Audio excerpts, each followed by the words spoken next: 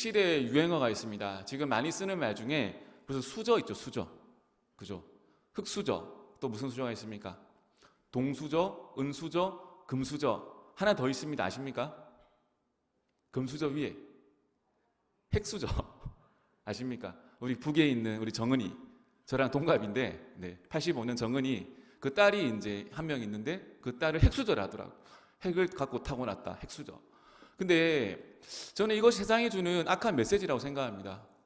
뭐 흙수저 이게 뭡니까? 사람을 수저로 어떻게 비유하겠습니까? 성경은 우리를 무엇이라 말하는가 하면 수저가 아니라 우리는 질그릇이다. 고린도서 4장 7절 보시면 우리가 이 보배를 질그릇에 가졌으니 이는 심히 큰 능력은 하나님께 있고 우리에게 있지 아니함을 알게 하려 함이라. 그릇 상태와 관계없이 우리는 다 질그릇입니다. 질그릇인데 우리 안에 무엇을 담는가가 핵심입니다. 보배 대신 예수님을 닮으면 우리 인생은 빛나는 가치가 됩니다. 빛나는 그릇이 됩니다. 반대로 우리가 금그릇이라고 주장하더라도 악한 것을 담고 악한 것을 가지고 있으면 우리는 가치 없는 인생을 살아갑니다. 보배를 담고 살아가는 인생의 특징이 무엇인지 아십니까, 여러분? 예수님을 우리 인생 가운데 모시고 살아가는 사람 특징. 첫 번째는 겸손함입니다. 예수님을 내 인생에 담고 살아가기에 우리는 겸손할 수 있습니다. 또 한 가지는 뭐냐 하면 만족함입니다. 예수님이 내 인생의 주인 되시기 때문에 만족함이 있습니다. 만족함이 있으면 뭐가 있겠습니까? 기쁨이 있습니다. 이 시간 우리 겸손함과 만족함이 넘치는 성도 되시길 축복합니다. 오늘 본문에는 이제 드디어 느부갓네살 왕의 스토리가 끝이 났습니다. 와, 끝이 났습니다. 이제 5장부터 누가 나오는가 하면 바로 벨사살 왕이 등장합니다. 이게 이름이 참 재밌죠. 우리 버스 기사분들이 제일 좋아하는 이름입니다. 벨사살. 네. 안 우셔도 됩니다. 전만 재밌으면 되는 거 아니겠습니까? 그죠? 네. 오늘 성경을 통해서 이 벨사살 왕의 스토리를 통해서 우리 인생을 한번 돌아보았으면 좋겠습니다. 다 갖춘 사람, 뭐 거의 핵수저에 가까운 이 벨사살 왕의 삶을 통해서 우리 삶을 한번 점검했으면 좋겠습니다. 첫 번째는 삶의 의미를 적극적으로 찾으랍니다. 1절 보시겠습니다. 벨사살 왕이 그의 귀족 1000명을 위하여 큰 잔치를 베풀고 그 1000명 앞에서 술을 마시니라. 5장 1절은 벨사살 왕이 나옵니다. 뭐 하고 있습니까 지금? 왕이 뭐 하고 있습니까? 술을 마시고 있습니다.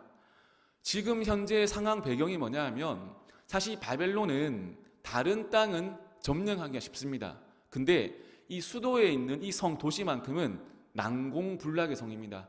누가 쳐들어왔는가 하면 메데 바사의 다리오 왕이 지금 목전까지 쳐들어와 있습니다. 적군이 눈앞에 와 있습니다. 그런데 이 상황에서 지금 하고 있는 것이 뭐냐 하면 벨사살 왕은 술을 마시고 있습니다. 술을. 어떤 성도분이 한 목사님께 이런 질문을 했다고 합니다. 목사님, 술 마시면 천국 못 가나요? 질문이 악하죠? 악하지 않습니까? 자기는 마시겠다는 거 아닙니까? 뭐 괜찮다고 하면 나는 마시겠다 이거 아닙니까? 목사님 대답이 뭐냐 하면 결작이죠. 천국을 사모하는 사람들, 천국을 가고 싶어하는 사람들은 술 마시지 않습니다. 이 말씀을 이해를 못하셨나요? 이렇게. 천국을 사모하는 사람들은 술을 마시지 않습니다. 그럼 술 마시면 됩니까? 안 됩니까? 됩니까? 안 됩니까? 안 됩니다. 마시면 안 됩니다. 천국 가는 거 별도로 그게 마시면 안 됩니다. 왜? 제가 설명해 드리겠습니다. 제가 청년 때 제 한참 선배가 화학 박사를 치겠습니다. 여수에서는 화학 박사면 공단에 갑니까? 그죠? 근데 저희 지방에서는 박사 학위를 따고 그 무학 화이트 소주라는 회사에 취업을 했습니다, 형님이. 네. 연고는 취업을 했는데 제가 봐도 왜 굳이 화학 박사님인데 그 소주 회사에 취업하는지 잘 몰랐습니다. 근데 자기 입장을 충분히 설명해 주더라고요. 소주는 철저히 과학에 근거한 술이다. 하나의 예술 작품이다 하더라고. 화학 작품이다고. 제가 설교 준비하면서 연구했습니다. 그 술에도 여러 종류가 있지 않습니까? 소주, 양주를 뭐라고 부릅니까? 종류로 친다면 증류수. 증류수라. 오 하면 이렇게 술을 한 번도 모르시는 분이죠. 증류수라고 합니다. 증류수. 뭐 화학적인 작용으로, 화학적인 공식으로 탄생한 뭐 그런 물질이라 하더라고. 또 또 한 가지 뭐가 있습니까? 맥주, 그 다음에 막걸리, 그 다음에 와인, 포도주. 이건 뭡니까? 발효주. 네, 곡식을 빻고 곡식을 이렇게 발효시켜가지고 한 것이 발효주입니다. 특징이 있는데 증류수는 99.9% 인체 밖으로 먹은 것이 배출이 된다고 합니다. 와, 좋다고 생각할 수 있겠죠? 네. 특별히 소주는 99.999% 배출이 된다고 합니다. 근데 문제는 뭐냐면 발효주는 우리가 마시는 건 아니죠, 그죠? 맥주, 뭐 포도주, 그 다음에 막걸리, 탁주 이런 것들은 몸에 들어오면 빠져나가지를 못한대요. 어디에 쌓이는가 하면 혈액에 쌓인다고 합니다. 혈액에 다 쌓여가지고 혈액 세포 곳곳에 그 인이, 독이, 알코올이 침투해가지고 혈액을 바꾼다 하더라고요. 혈액을 바꿔가지고 몸의 모든 문제를 다 일으킨다고 합니다. 아싸, 그러면 소주 마셔야지 하는 분 없으시겠죠? 그죠? 소주는 뭐가 문제인가 하면 빠져나가는 대신에 소주가 어디를 통과하는가 하면 우리의 뇌를 통과한대요. 뇌를 통과할 때 어떤 문제를 일으키는가 하면 가장소주가 이 뇌의 감각을 마비시킨다고 합니다. 그래가지고 모든 뇌 질병, 뇌 질환의 원인이 된다고 합니다. 이제 안 마시고 우리가 원래 안 마시지만, 그죠? 안 마셔야 되겠죠. 이 질문이 이상한 거죠, 그죠? 마셔도 됩니까, 안 됩니까? 이 질문 자체가 나쁜 겁니다. 여러분, 벨사사 왕 왜 이렇게 술에 집착하고 파티에 집착하고 살아갑니까? 왜 그렇습니까? 왜 방탕하게 살아갑니까? 왜 허무하게 살아갑니까? 왜 살아가는가 하면 삶의 의미를 제대로 발견하지 못하기 때문에 이를 살아갑니다. 지금 벨사살 마음이 붕 떠 있습니다. 지금 정신을 차리지 못하고 있습니다. 살아있는 것 같지만 깨어있지 않습니다.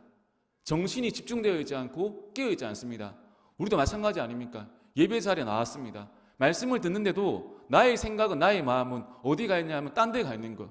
가스불을 끄고 나왔나, 켜고 나왔나, 오늘 저녁은 반찬을 뭘 해야 되나, 아이고 우리 아들은 왔을까 안 왔을까. 온갖 생각이 지금 여기 있지만 어디 가 있는가 하면 딴 곳에 붕 떠 있습니다. 살아있지만 정신과 마음을 다 빼앗기고 살아가면 이렇게 방탕하게 살아간다는 겁니다. 요즘 사람들 잘하는 말들이 그런 말 있죠. 옛날이 좋았다고. 그런 드라마도 있었죠. 이렇게 응답하라 1998, 1997. 옛날이 좋습니까, 여러분?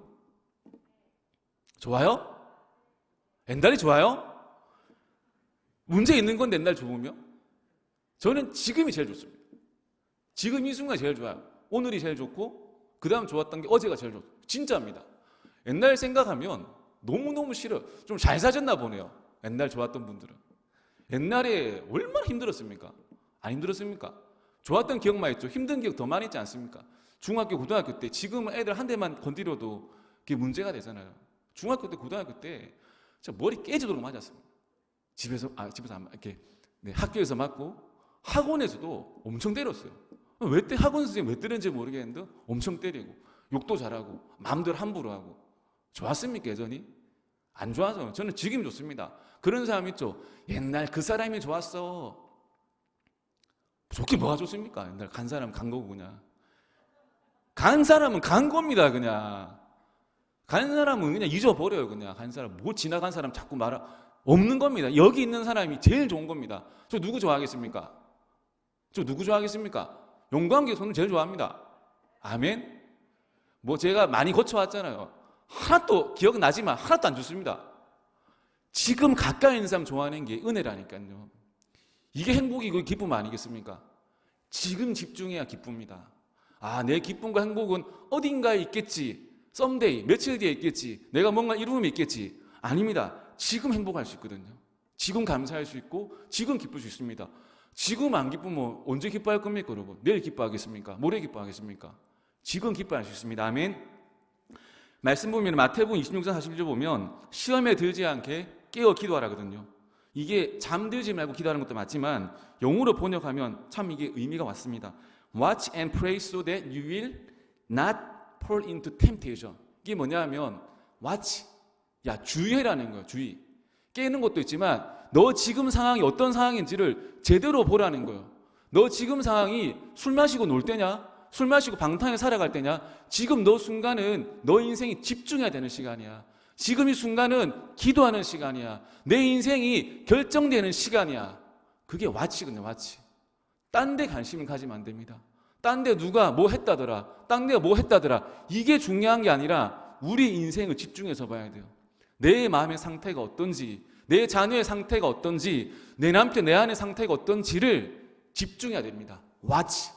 와치가 돼야지 뭐가 되냐 하면 프레이가 되잖아요.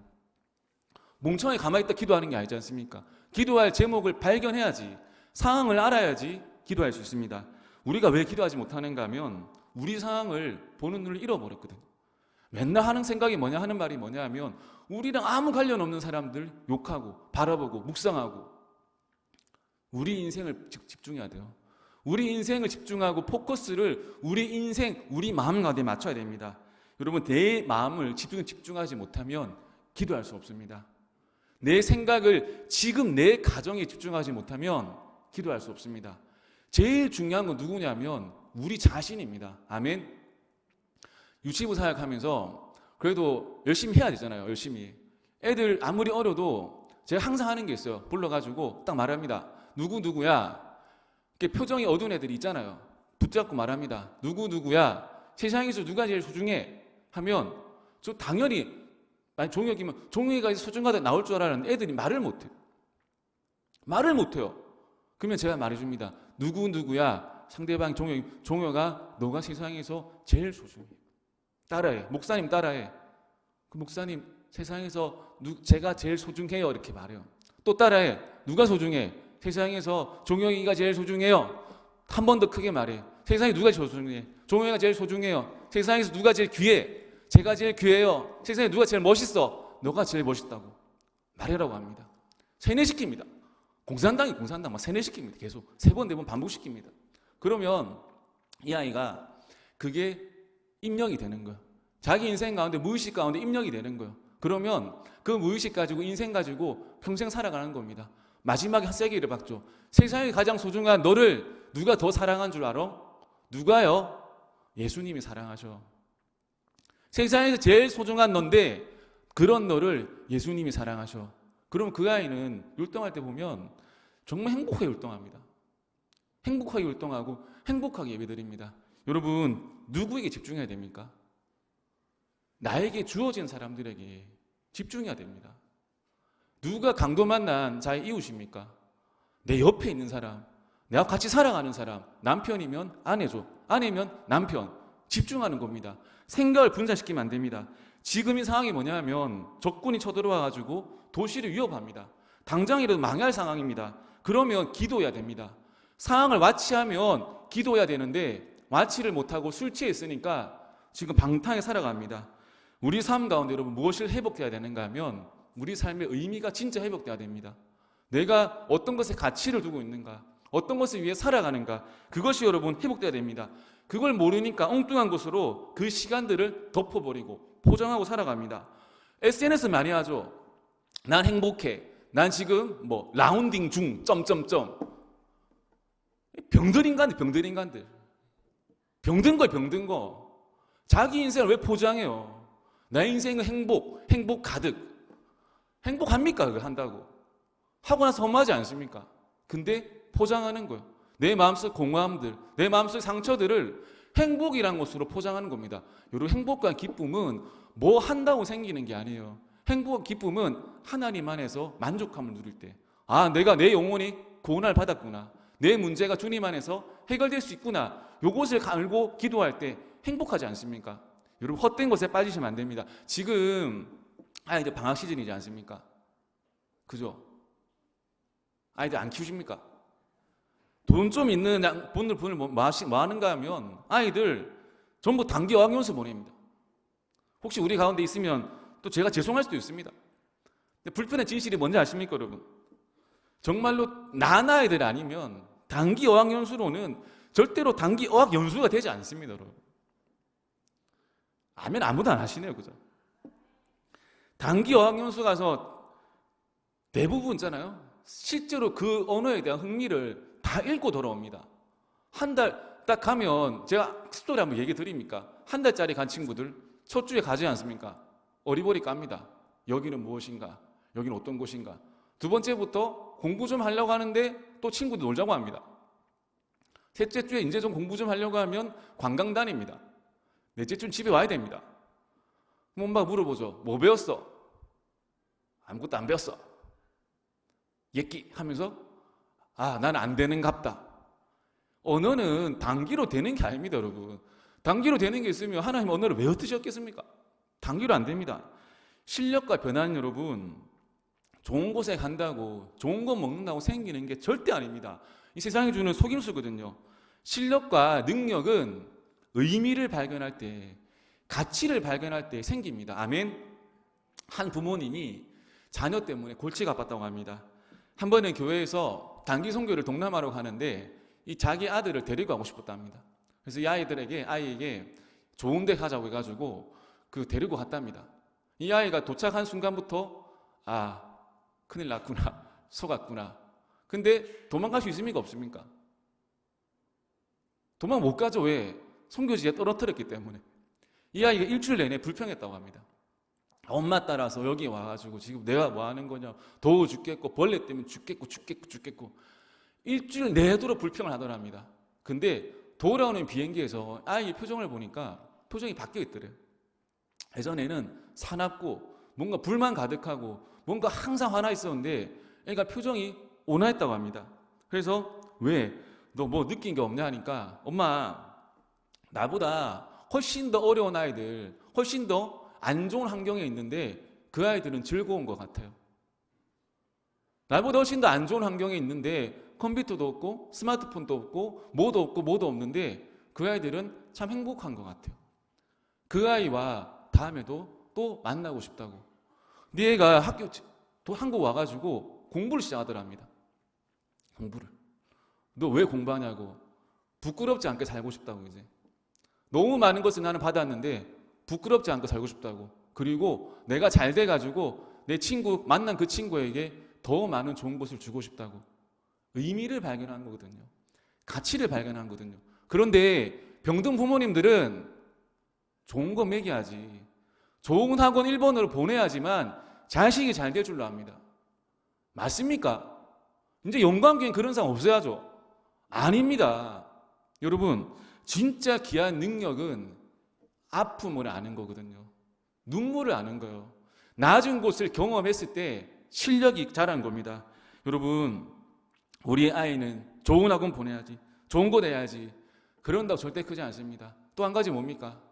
오직 우리 아이의 목표는 좋은 대학 가는 거야, 좋은 직장 가는 거야. 좋은 대학 기준이 뭡니까? 좋은 직장 기준이 뭡니까? 돈만 해주면 좋은 겁니까? 남들보다 더 좋은 대학 가면 좋은 대학 가는 겁니까? 아니죠. 그곳에서 사명 발견하는 거 아닙니까? 아닙니까? 학교 가는 이유가 뭡니까? 잘나려고 가면 뭐 다른 걸 해야죠.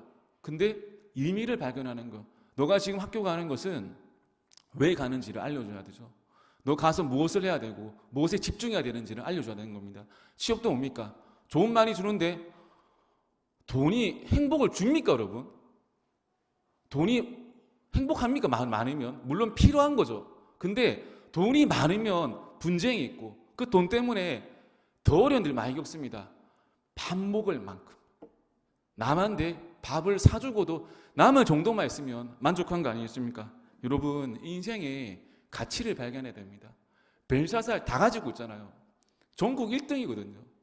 우리 애들 말로 전국 통이잖아요, 통. 근데 행복하지 않아요. 왜? 의미를 발견하지 않으니까. 사랑하는 성도님들, 인생 가운데 참된 의미를 발견하시길 축복합니다. 두 번째는 삶의 목적이 회복되어야 됩니다. 우리 4절 보시면 그들이 술을 마시고는 그 금, 은, 구리, 쇠, 나무, 돌로 만든 신들을 찬양하니라. 여러분, 벨사살 왕이 술 마시고 나서 하는 일이 뭡니까? 항상 여러분, 술은 나쁜 일의 통로가 됩니다. 나쁜 일의 통로가 됩니다. 마시면 돼요, 안 돼요? 그런 분 있으시더라고요. 저번에 제가 사역에 있을 때, 목사님 너무 제 불면증이 심해서 술을 마시지 않으면 잠이 오지 않습니다. 그 칠레였거든요. 칠레 뭐가 유명합니까? 뭐가 유명합니까? 와인 유명하잖아요. 왜 모르는 척 아십니까? 정말 뻘쭘해지. 와인. 제가 물었어요. 집사님, 얼마나 마시고 주무십니까? 한 병을 다 마시는데, 와인 한 병. 죽지 않나요, 그래 마시면? 근데 그렇게 안 마시면 잠이 오지 않는데요. 술을 도저히 끊을 자신이 없으십니까? 없대요. 정말 술을 끊을 자신이 없으시냐고? 없대요. 그러면 차라리 소주를 마시라고 제가 그랬어요. 한 잔만 마시면 소주랑 그랑 알코올이 비슷하니까. 아유, 목사님 왜 그런 말? 농담이고, 집사님 너무 잠이 안 오시면 말씀을 보세요. 너무 잠이 안 오시면 성경 말씀을 보세요. 근데 그분이 다음 주에 말씀해 주셨어요. 목사님 말씀보다 잠들었다고. 너무 잠 안 오십니까? 그런 걸로 의사 찾아가지 마십시오. 의사도 밤에 잠 못 잡니다, 여러분. 상담 받는 의사도 불면증입니다, 여러분. 말씀 보고 말씀 가운데 평안함을 느끼고 자면 됩니다. 우상 숭배도 중독이거든요. 이 벨사살 보면 웃긴 게 종기별로 다 우상 숭배합니다. 우상들이 더 뻘쭘하지 않겠습니까? 금, 은, 구리, 새, 나무, 돌. 인격도 없고 아무것도 없지만 너무 우상도 철저하게 중독적으로 합니다. 우상 숭배하는 마음이 밑바닥이 무엇인가 하면 내 마음대로 하고 싶은 거거든요. 신들도 내 마음대로 조정하고 싶고 다 내 마음대로 하고 싶고, 내 마음대로 하고 싶은 그것이 죄의 시작입니다, 여러분. 내 인생을 내 마음대로 디자인하고 싶은 것이 우상 숭배입니다. 내 마음이 무엇입니까? 내가 이해할 만하고 내가 받아들일 만하고 내가 납득할 만한 것만 하겠다는 거거든요. 그 외의 것들은 믿지도 않고 보지도 않고 하지도 않겠다는 겁니다. 그래서 우상 숭배하는 자들은 은혜 사모하는 자들 못 이깁니다. 아멘. 우상 숭배하는 자들은 눈에 보이는 것으로만 숭배하기 때문에 절대로 하나님을 사모하고 은혜를 사모하는 사람들 못 이깁니다. 우상 숭배하는 자는 우상할 필요 절대 없습니다, 여러분. 믿는 자들이 많이 빠지는 실수가 있죠. 그게 뭡니까? 그게 뭡니까? 눈에 보이는 것에 충실한 거죠, 일단. 예를 들어 자녀 얘기 많이 해요. 죄송합니다. 야, 예배가 뭐가 중요해? 우선은 공부부터 해. 나중에 잘 믿으면 돼. 이 빠지는 오류거든요. 여러분 꼭 자녀들에게 알려주십시오. 지금 너희의 때가 결혼하지 않고 너희의 때가 최선을 다해서 모든 것을 하나님께 드릴 수 있는 시기라고. 요거는 물러서지 마십시오. 물러서면 안 됩니다. 남의 자식이지만 이거는 어릴 적에 때를 패서라도 이거는 세워야 합니다. 절대로 타협해서는 안 돼요.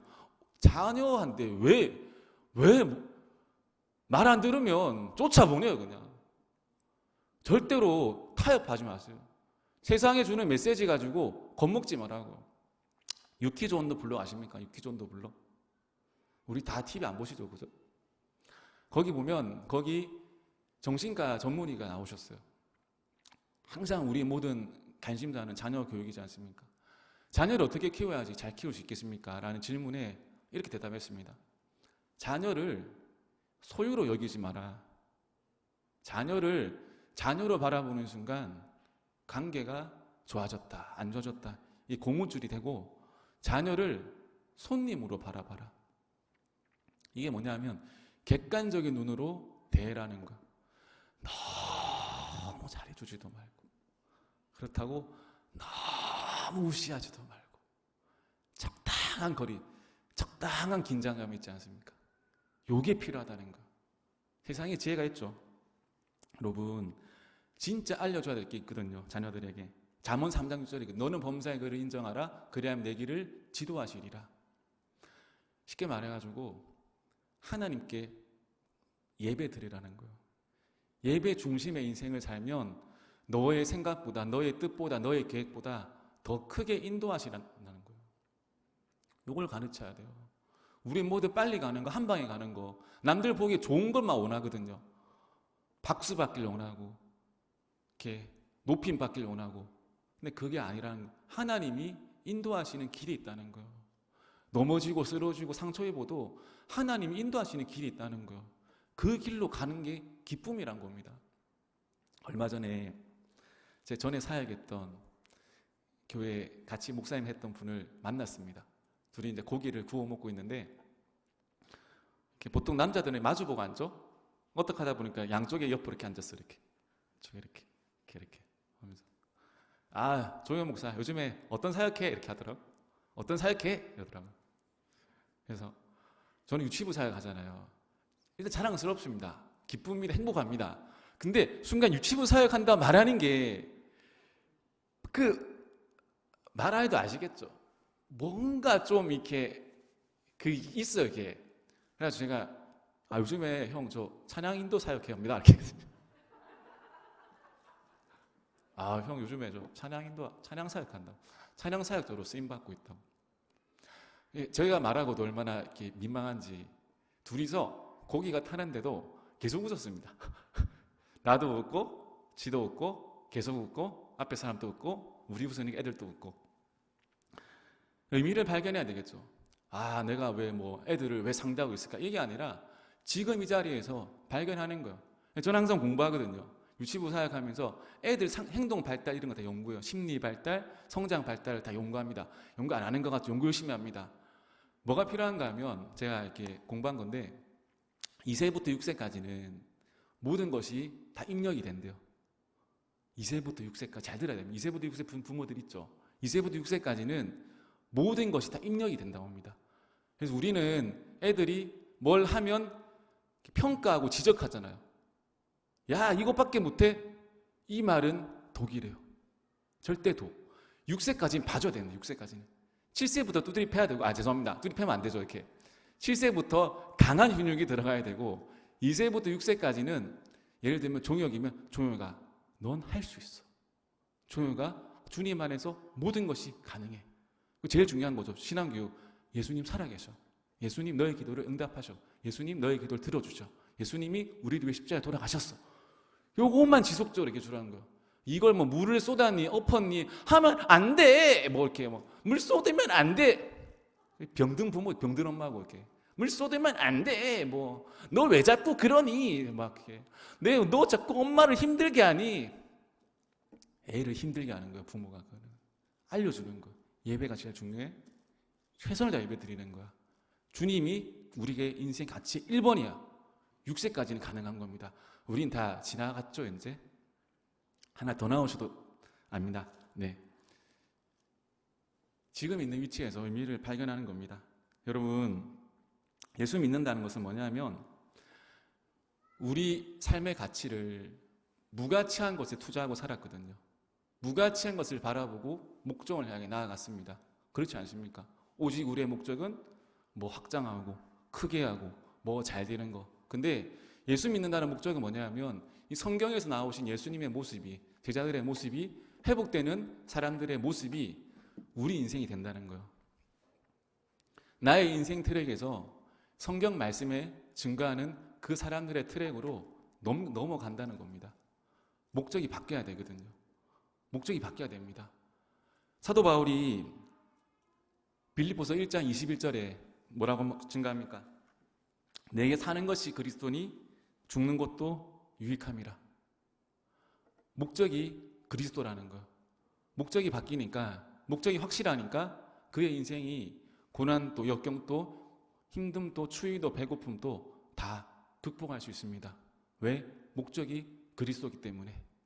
그리스도를 위해 살아가기 때문에, 그리스도를 위해서 헌신하기 때문에 내 만족은 한계가 있거든요. 내 열심은 한계가 있거든요. 근데 그리스도를 위해 살아갈 때 그리스도가 영광을 받고, 그리고 우리 인생도 그리스도를 따라서 존귀함을 받는 겁니다, 여러분. 내가 존귀해져가지고 주님을 섬기는 게 아니라 주님의 이름이 높아짐으로 우리가 거기 편승해 나가는 것. 이게 부활이고 이게 생명이고 대속이거든요. 예수님이 하신 것에 우리가 얹어가는 겁니다. 목적이 여러분 뭐가 되시겠습니까? 하나님만을 섬기고 하나님을 찬양하는 인생이 되시기를 축복합니다. 그러면 여러분 세상에서 우리를 무시하지 않습니다. 업신여기지 않습니다. 세상도 우리를 함부로 하지 못합니다. 그게 이 다니엘에서에 보이는 다니엘의 인생입니다. 다니엘과 벨사살, 다 가진 것은 벨사살입니다. 근데 의미도 모르고 목적도 모르고 살아갈 때는 누구 밑으로 들어가게 됩니까? 목적과 의미를 알고 있는 다니엘 밑으로 벨사살 들어가게 됩니다. 사랑하는 성도님들, 절망적인 상황 가운데서 우리가 해야 될 것은 하나님만 바라보는 겁니다. 하나님 위로하시거든요.